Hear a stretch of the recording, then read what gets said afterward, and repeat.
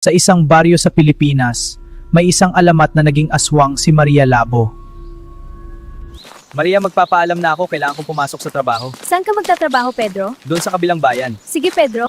Ang saya naman, may sarili na tayong gulay. Oo, mas masarap ang gulay na tayo mismo ang nagtanim. Maria, kailangan kong umalis bukas para magtrabaho sa kabilang bayan. Mag-iingat ka, Pedro.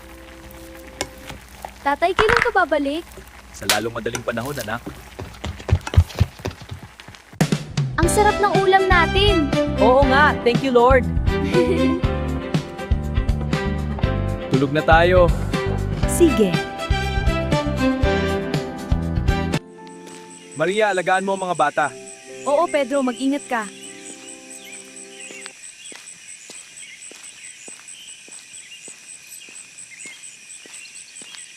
Dahan-dahan lang sa pagtakbo, anak. Sige po, Nay.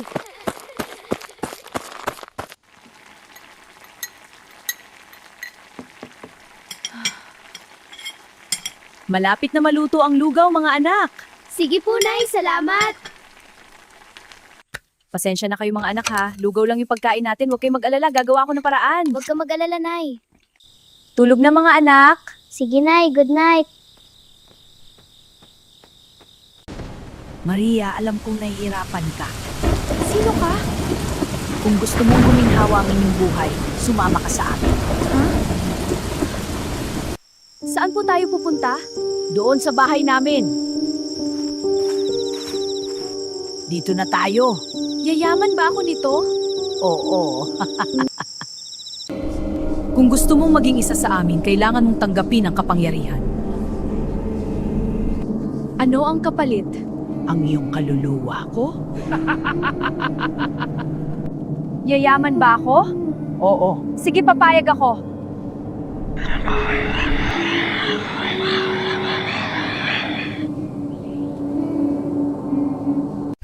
Alis na ako.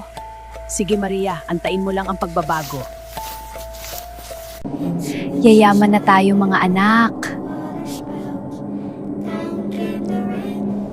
Bakit parang may nagbabago sa akin?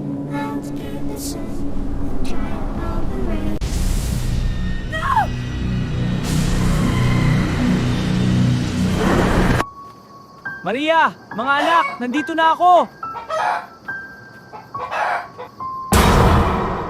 Diyos ko, ano to? Maria, ikaw ba yan?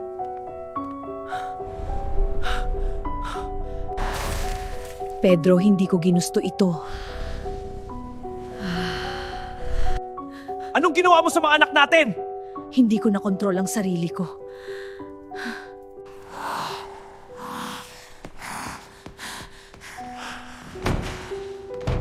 Maria, bumalik ka!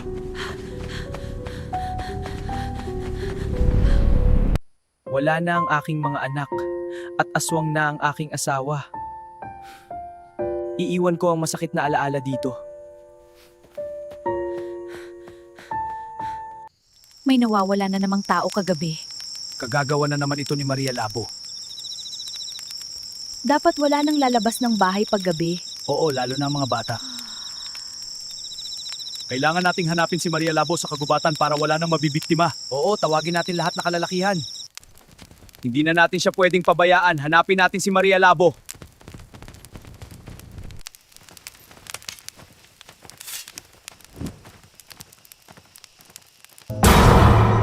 Hindi kayo dapat pumunta dito.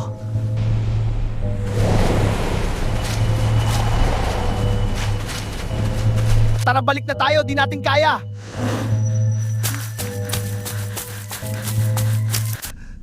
Maawa ka, pakiusap. Huli ka na. Bakit wala si Joel? Baka naiwan. Kawawa naman si Joel. Oo nga, kailangan na nating puntahan si Father para matulungan tayo. Di natin kaya si Maria Labo? Meron na siyang kapangyarihan.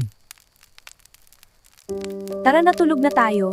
Oo nga, maaga pang pupuntahan si Father bukas. Totoo po ba si Maria Labo? Oo, kaya huwag kayong lalabas sa gabi.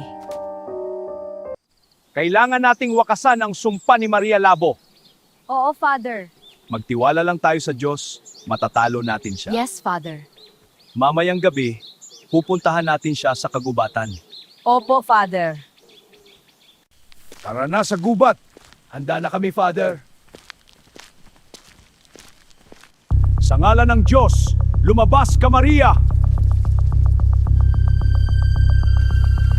Hindi ninyo ako mapipigilan. Lumayas ka sa lugar na ito! Hindi ako makalaya sa sumpa!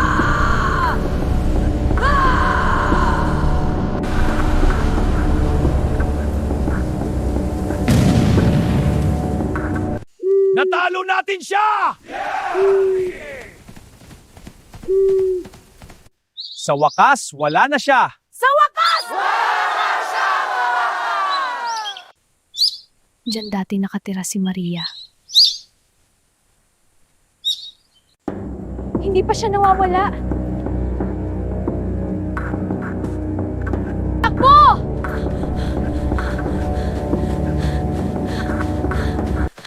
Huwag kayong lalabas sa gabi, baka makita kayo ni Maria Labo.